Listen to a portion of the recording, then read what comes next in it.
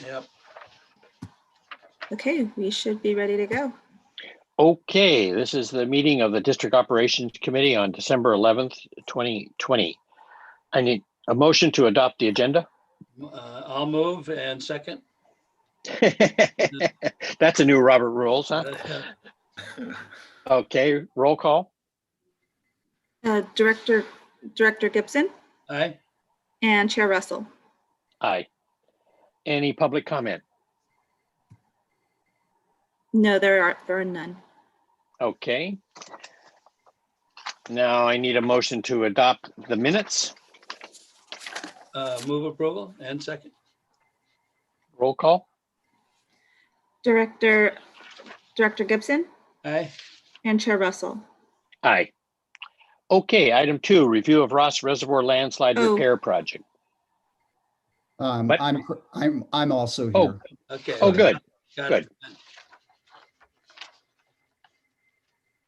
Do you want to vote? We just had a motion to approve the minutes. I'm an aye on that one. Okay, Okay, thank here you. we go. Okay, item 2, review of Ross Reservoir landslide repair. Okay, good morning. I'm Alex Naya, Senior Engineer of the Design and the Construction Management Group. I'm here this morning and I'm pleased to update the Operations Committee that the Ross Reservoir landslide repair has been completed as of November 14th and is 2 weeks ahead of schedule of the completion date. So Good news, Alex. Yeah, that's great. So I got a little PowerPoint presentation just to go through and touch on some of the important points of this project that I'd like to share. So please bear with me while I share my screen and get this PowerPoint going. Sure. Take your time, man.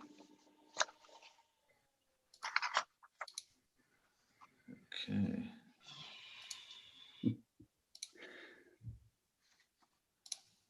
Okay. Can everyone see the slide? Yep. Okay, Yes. perfect. Yep. Okay, so I'll just jump right into the very first slide. So before the district was able to construct and design the landslide repair project, the district assessed the entire facilities along the area and determined that a phased approach was necessary to successfully complete the landslide repair. So the first phase was to install a new 30-inch bypass. And let me get my laser pointers so I could kind of show folks. A new 30-inch bypass in this location, which was the first phase. Now, this was necessary since the existing 12-inch bypass that's in this location was not a sufficient size to provide adequate flows to the Ross Valley area in the event of a failure of the reservoir itself. In addition, when we were working with our geotechnical consultants, they identified this footprint that's kind of shown in this red hatching here, that there was a conflict with the location of the existing bypass in addition to some of our transmission piping in that area. And then lastly, district staff had also identified this location as identified in this blue circle as a location for a future tank to replace Ross Reservoir. So this first phase to install a new 30-inch bypass was completed in January 2020, which led us into the second phase, which is actually going into the landslide repair. So earlier this year, we advertised the landslide repair project and it's now been completed as of November. And it's now stabilized the area right adjacent to Ross Reservoir. And it's also provide the footprint and real estate needed for the future tank within this area. So that leads us into putting us in a good position for phase 3, which will be the eventual replacement of Ross Reservoir sometime in the future, yet to be determined.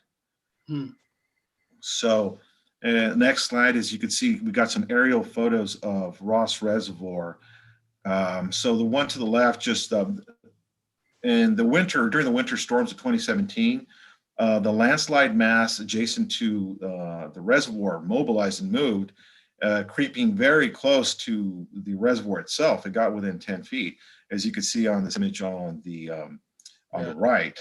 So after that happened in spring, summer of 2018, our district crews installed this black tarp over it just to protect that leading edge of the landslide area, so it wouldn't further erode and further compromise the structural integrity of the reservoir itself. And at that time is when we got active and started moving things around and planning the projects out. Mhm. Okay. So in preparation for the landslide repair work, district staff had to do a few things first. So first, we hired Panorama Environmental to do the environmental permitting for this job, since it's a pretty large job that requires a lot of earthwork and lots of different components of the environment. And they handled all the permitting and were able to execute it as an emergency repair through all the regulatory agencies, which really helped expedite the project and get it done quicker.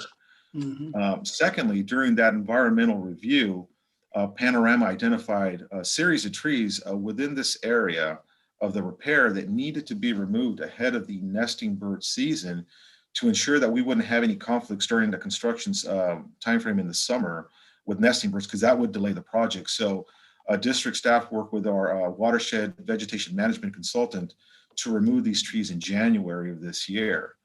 So once we got that work done, then we eliminated that risk of a possible conflict with nesting birds during the construction time.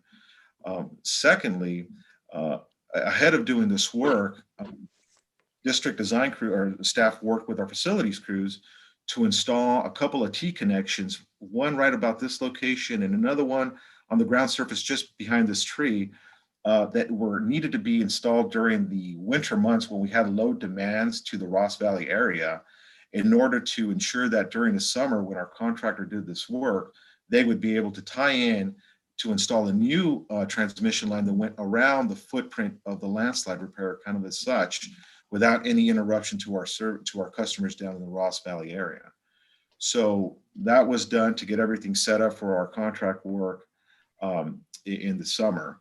So in this image here on the left, you could kind of see the area that's been kind of removed of the trees, and you could kind of see this is the extent of the hills or the scarp of the landslide. So it's encompassed about a half an acre in area. So it was fairly large. Mhm. And you could also see from a different point of view on this image here on the lower right.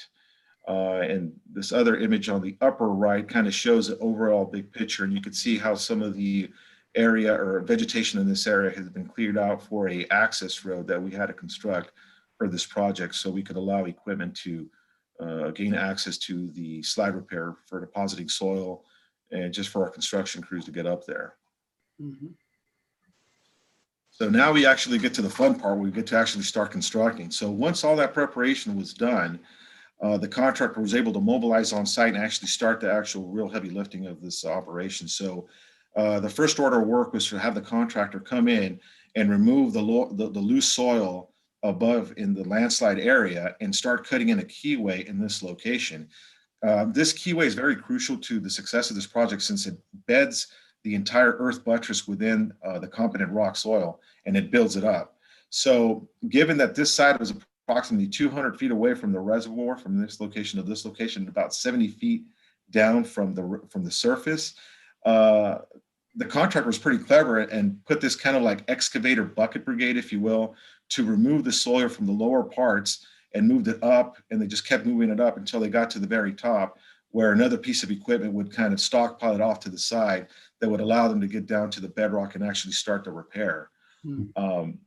This image down here on the lower right, it's the same view, but just from the top looking down, and you could kind of see the three pieces of equipment as kind of how they would actually move that that material from the lower parts to the top. Mhm. And in this upper right-hand image, that you could actually see the beginning of the cutting of the new access road for this project. So once they got the keyway installed and they started building up the actual landslide repair in 3-foot lifts. So what they did, every 3 feet, they would install these geogrids, which are reinforcing fabrics that would actually add to the stabilization of the repair itself. So they would install these geogrids every 3 feet as they kind of came up. In addition to this reinforcement, we also included some subdrains within the repair itself.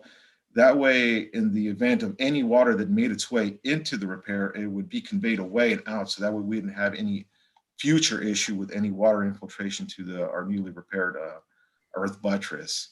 Mhm. And this image here to the left-hand side, this is about halfway up and completed with the repair. So it's about 35 feet from where they started.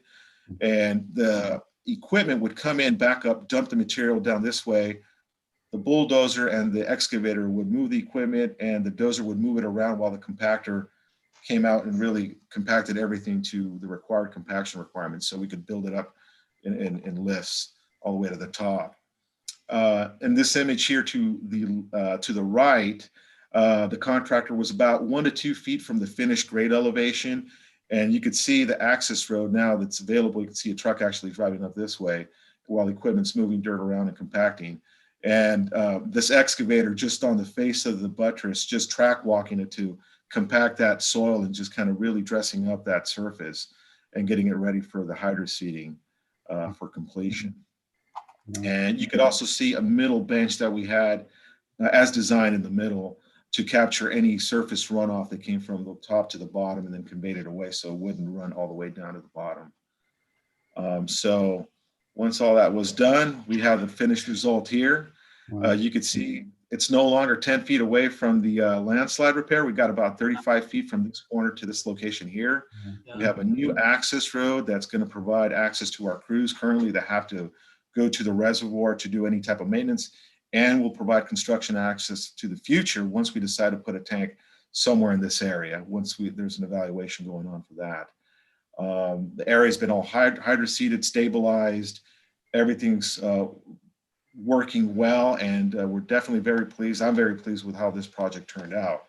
And just to finalize a little before and after picture so you guys could see how this turned out. So I'm very pleased with the contractor that did this work and how this project came out. Yeah. So yeah, is there any questions, any that I could answer for anyone? I hope you broke out a bottle of champagne. No, I had my water bottle though, but that's okay. All right. Well, hey, yeah, it's a beautiful project. And the photographs you have show that graphically. You know, it's a really good job. And pass that on to everybody involved, will you? Yeah. Thank you, Director Gibson. Will do. Yeah. So Are you routing the water away from there now, Alex, so it doesn't happen again? Correct. So there will no longer be any water that gets into the repair to damage it from inside. So anything gets in there is going to be conveyed away and out and down into the tributary stream down below. Good. Yeah. and is the surface road paved, or is that just gravel? It's gravel rock. So they rocked the entire surface and compacted it with some rollers. So it looks really, really nice. Yeah. So if and when we do that replacement tank, can we put it next to the existing reservoir? I mean, is there enough room to put it in there?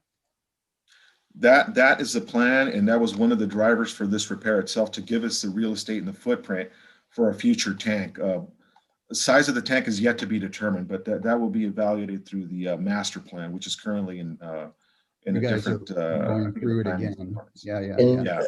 Director Bragman, the bypass line will also help, of course, in constructing. However it plays out, it's possible, there could be 2 tanks where you put the first one in and then you're using that tank with the bypass line. And then we put a second one in when we demolish the current tank on that site. But anyway, we have to let this current analysis play out. Yeah. That we'll Yeah. talk to the board about. I mean, the reservoir is a pretty cool structure. I'm sure you've been in it. It kind of looks like Sutro baths. Right. I mean, it's a very cool thing. The other thing I wanted to mention is the traffic control. It's sort of pedestrian. Well, that's a pun. But they did a great job, because I figured they were going to back up Ross traffic, and I didn't get any complaints, nothing. So they did an excellent job as far as phasing the movement of earth into the construction area. Yeah, it's very impressive work. It is. Yeah. Thank you, Director Bragman. I appreciate that. And it'll be there in 500 years. There's going to be a footprint. It is Sumerian in its scale. Yeah, But if it's like the Egyptians or the Sumerians, then they forget how they did it, right? yeah. That's the problem. Forget what it is and forget what they did to do it.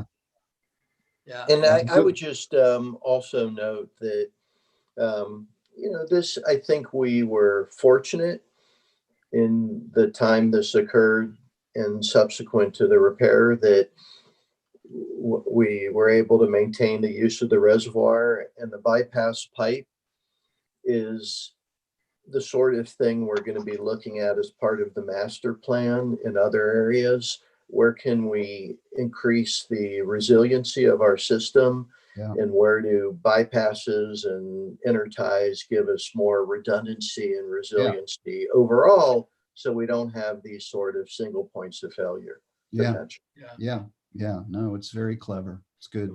Refresh my memory here, but I'm vaguely remembering a linkage between Ross Reservoir and the tunnel work, and the sort of problems in that throughout that whole system. Am I remembering that correctly? And Yes, if so, that's what does this do for that overall, the big picture, in other words? so. Currently, if I could start and Alex or Mike could add to it, the water system master plan that's underway is designed so when we get to a certain point, and we're going to be briefing the board in January, we're continue the master plan, but peel off Ross Valley water supply and go into a more detailed pre-design on that element, where we'll be looking at Pine Mountain Tunnel and Ross Valley collectively in terms of water supply for Ross Valley. Mm-hmm. And, with the intention to address this in the relatively, near term time. So we'll be bringing that to the board. The planning efforts specifically for Ross Valley, probably within the next 6 months or so, something around that time frame, for consideration to move forward with what we're going to do with those two key components of our water supply system. Mm-hmm. Mm-hmm. Yeah, good. I do okay, Mike? You covered it, Ben.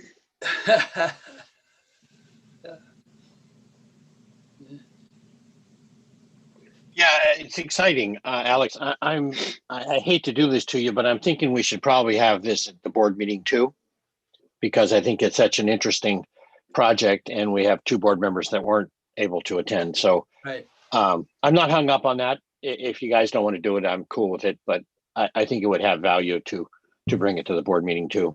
Yeah. Yeah, this is why we brought it, and I appreciate all the board comments that, typically we bring projects for approval, but I do think there's value for the board and public, once we do the project, to revisit how it looks now, what the challenges were that we overcame. And this was a pretty sizable project for us and for staff.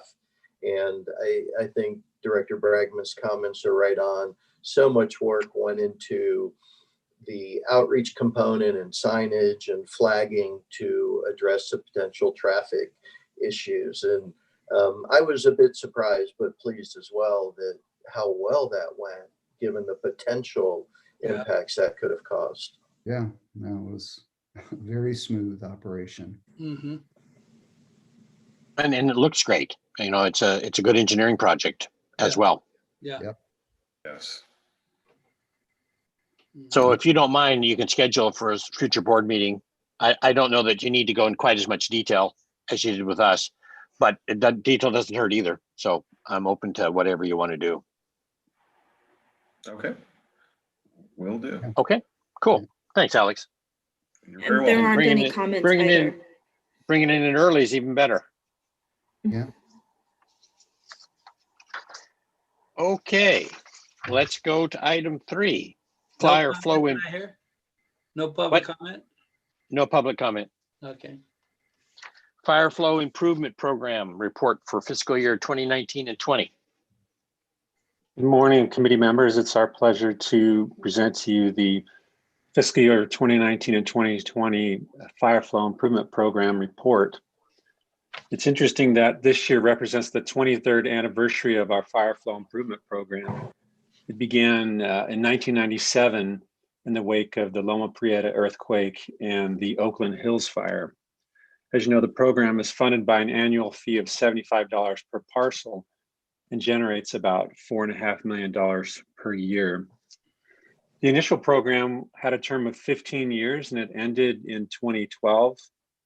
At that time, the district had invested about $70 million through the program and was able to replace about 61 miles of fire flow deficient pipe. But in 2012, the district, working with the Marin County Fire Chiefs Association, recognized that there was still a lot of work to be done. And so the district extended the program for another 19 years. Through June of this year, in total, the program has allowed us to invest over $113 million in the program and replace about 92 miles of pipe in total. So with that, I'll turn the meeting over to Kristen, who will talk about what we've been able to do for the last 2 fiscal years. Thank you.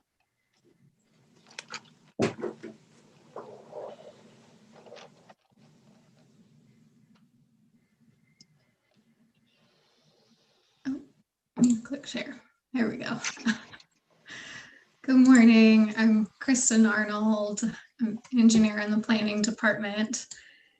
And this morning I'm going to give an update on the fire flow improvement program, specifically for fiscal years 2019 and 2020. In fiscal year 2019, the district wrapped up a large fire flow project in Tiburon with just the last 160 feet of pipe being replaced in fiscal year 2019. The pipe being replaced was just under 80 years old and was mostly installed in fiscal year 2018. The district also wrapped up a project in Sausalito to replace a 109-year-old pipe.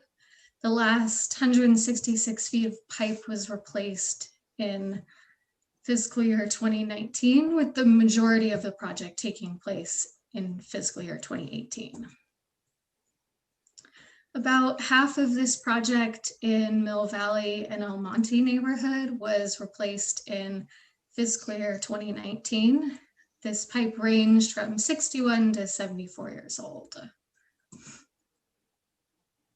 In fiscal years 2019 and 2020, the Baywood Fire Flow project was completed in Ross with 7,823 feet of pipe being replaced that ranged from 67 to 116 years old. The really old section of pipe was down on Southwood Ave and was originally installed in 1903.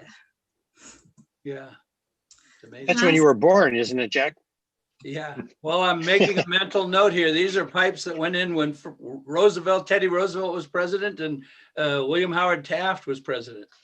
Amazing, isn't it? Yeah, we should memorialize those pipes. They have historical significance. They're already a Toyota, Jack. Yeah.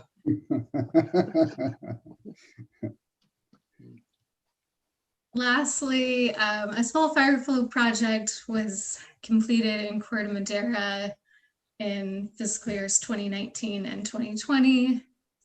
This project replaced 1,883 feet of pipe that was 74 years old. Over the past 2 fiscal years, the district invested $5 million to replace 11,257 feet of fire flow deficient pipe in Ross, Corte Madera, Mill Valley, Almonte, Tiburon, and Sausalito. On average, the annual fire flow expenditure is about 4.5 million. However, back in fiscal year 2018, the district invested 6.9 million to accommodate several fire flow projects that were conducted earlier than originally planned due to road improvement projects. This left the fire flow fund with a negative balance at the end of fiscal year 2018 and 2019. So with the lower than average expenditures over the past 2 years, the fire flow fund ended 2020 with a positive balance of $2 million. Through June 30th, 2020, the district has invested a cumulative total of $113.3 million in support of the Fire Flow Master Plan and the Fire Flow Improvement Program. The work completed replaced about 93 miles of pipe, as well as various seismic improvements at treatment plants, transmission tanks, and pump stations. Looking forward through the remaining life of the Fire Flow program, the district will invest about $52 million for the replacement of 31.5 miles of fire flow deficient pipe. And Kristen, what's the definition of fire flow deficient? Good question. A lot of them I know are 4-inch pipes that get upgraded to larger sizes. There's probably some other requirements along with that. The fire departments themselves, the fire chiefs make those determinations, right?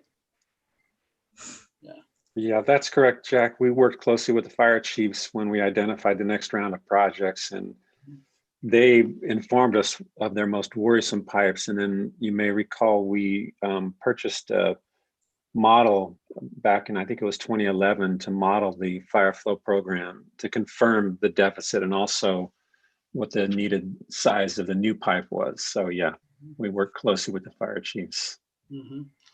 It's amazing to think that before the fire flow project went in, before it was passed by the voters and accepted, the policy of the district was we provide water for domestic use. Fighting fires is not our problem, which is really an unenlightened view, obviously, and where we are today by comparison is just night and day. You know, I mean, I do find that interesting, Jack. In fact, I'm aware that's a dynamic that plays out in many water districts.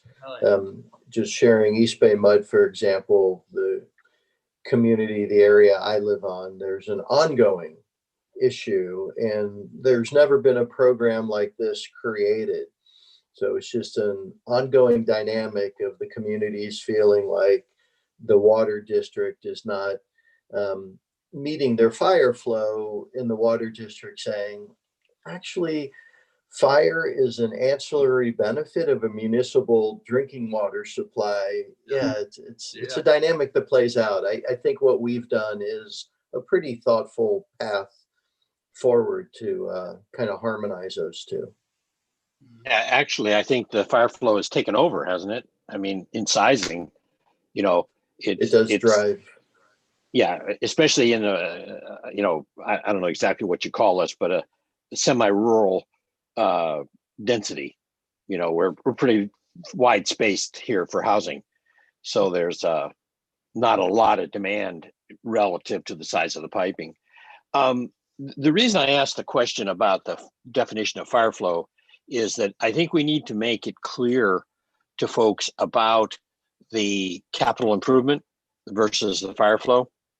You know, that's an interesting issue, huh? Of how do we decide? Now, I think Jack nailed it perfectly with, if it's determined by the firefighting folks, that makes life easier, you know, because that lets us move those projects. Because I mean, obviously, they are capital improvements, you know, from a logistic standpoint.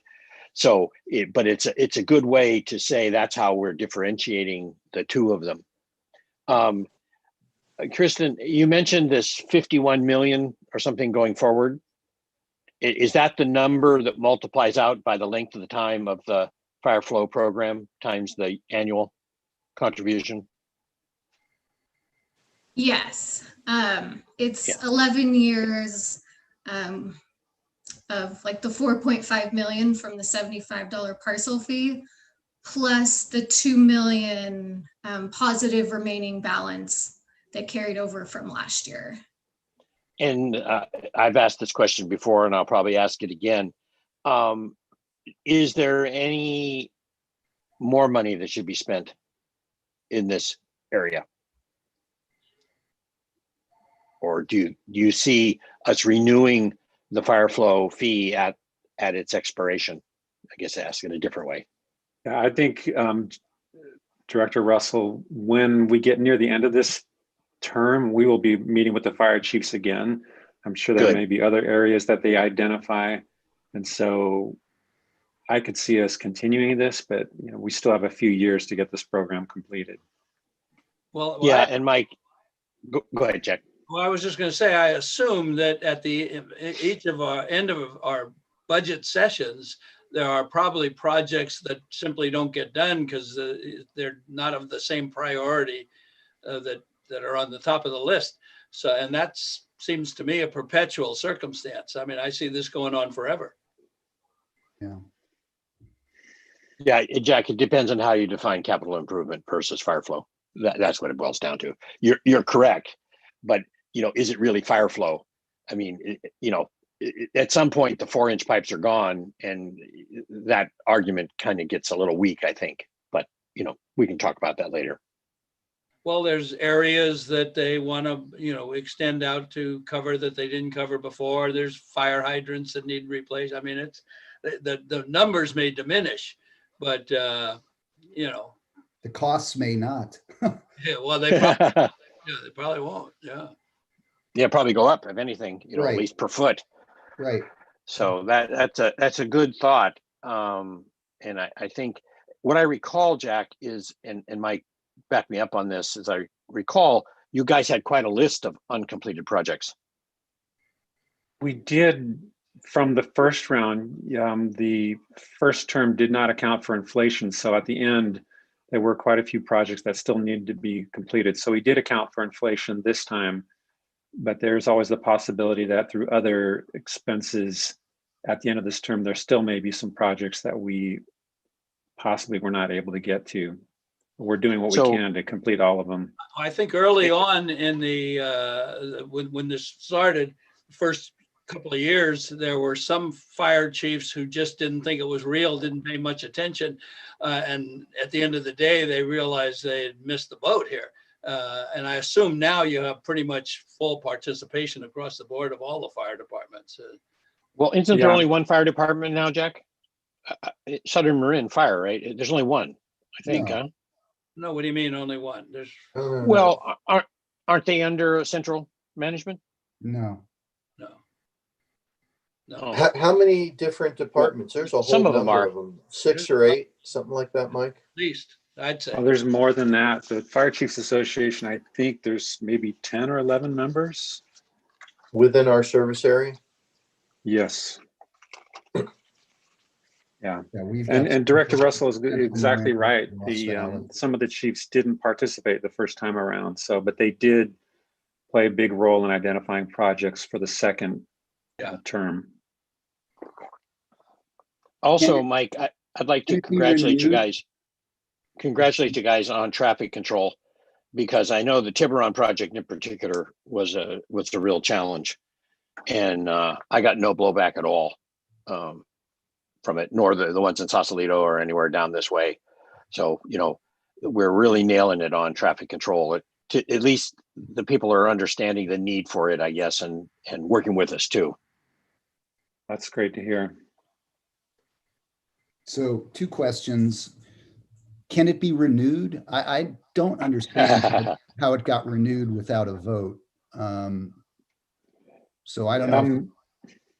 It was actually a Prop 218 process to renew it. Okay. And the first time and the second time. Okay, so it was not an actual vote per se. It was, as I understand it, the first vote was an advisory vote. The board still moved forward in the typical Prop 218 rate setting process. Okay. The initial approval of it was on the ballot. I mean, the voters voted for it. What happened thereafter, I don't remember. Yeah. Well, in 1997, when it was approved by the voters, it was quite a campaign that went on. Right, but the renewal did not. No. It was a 218 type process. That must have been 218. Yeah, I actually don't remember the details, but yes, it did not go to a public vote at that time. Okay. In 1997 went through a 218 process as well. That may be, but I mean, it in conjunction with an election, you mean? Subsequent to the vote. Yeah, okay. Okay, any other questions? Let's move on to item 4, additional pipeline work for contract 1899 Piedmont Road Pipeline Replacement Project. Good morning, everyone. I'm Jake Miller, Associate Engineer in the Design section, and I'm here to present the item for additional pipeline work for contract number 1899. Good morning, Jake. Good morning. So the district is currently replacing over 2,000 feet of worn pipeline in Larkspur in support of the pipeline, in support of the Piedmont Road Pipeline Replacement Project. After the award of this project, 2 water mains broke near the project on West Baltimore Avenue. With the contractor's forces currently working nearby and the additional work being within the scope of the existing pipeline replacement contract, staff recommends replacement of the 380-foot section of leak-prone pipe that was installed as early as 1909. This additional work has been communicated to the city of Larkspur, and an agreement to minimal plug-plave trench restoration has been made. With the addition of this work to the Piedmont Road Pipeline Replacement Project, it will be included as a component of the capital improvement program. For these reasons, Jake, what is that term, worn pipe? What does that mean? It's leak prone. So it's I see. Old galvanized threaded pipe that's 4 Worn inch. out. Yes. Worn out. Yes. Okay. So for these reasons, with the pipe being in this disrepair and having the contractor's forces nearby doing very similar work, district staff recommends that the board approve resolution number 8616, authorizing the general manager to include additional pipeline work in the amount of $80,060 under contract number 1899 via change order. This will increase the existing contract from $440,510 to $520,570 and maintains the signing authority of the original contract contingency amount of $44,100 for a total not to exceed amount of $564,670. So Jake, you're looking for an approval at this meeting, huh? Yeah, that way we can get going and get this pipeline replaced. It's not a problem. It's not a problem. We just need to understand exactly what you want from us. Yeah. Fortunately, we have a quorum, so we can go forward with that. Is that where you want to go, Ben, with this? You want to have a motion given the existing project and the timing to move this forward, that's why of course, we try not to, we do our best to bring approval items to the full board meeting, but one-offs like this do occur. And then, Ben, on the paving, I noted Larkspur approved what they call plug paving, which is, I guess, less expensive or less, less extensive. It's just basically it's a plug of AC within the trench limits. Right. So we're not having to go further out on each side of the trench like we typically do. They kind of compromised on the paving requirements, so that's nice. Yeah, because they're planning to repave the road after our project. Okay, yeah, that's good. That's good. And Michael Paul, that's the same company we're having the protest issue with down in Tiburon, right? Yeah. Are they doing a good job? Yes, they are. They're about 80% complete. They're on schedule to be complete by the end of December with that portion of work. Okay. We've worked for years, is my recollection. I mean, any public comment, Terry? We do not have any. Any questions more questions on the board? Can I get a motion otherwise? Move approval. Second. Roll call. Director Bregman. Aye. Director Gibson. Aye. And Chair Russell. Aye. Thank you. Okay. Thank you. Well, I think that's our last doc meeting of the year. So. And it's a good way to finish up here. I feel happy about where we are. I'm back to the champagne concept. Back to what? The champagne concept. Oh yeah, I like that one. Yeah, that's a good idea.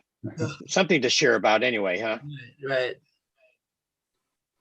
Okay, with All that, right. Well, let's, thanks all. Have a good weekend, everybody. Thank you Yep, very much. absolutely. Bye. Take Okay. care. See you all. Thanks a lot. Thank you. Bye-bye. Thank you. Bye, everyone.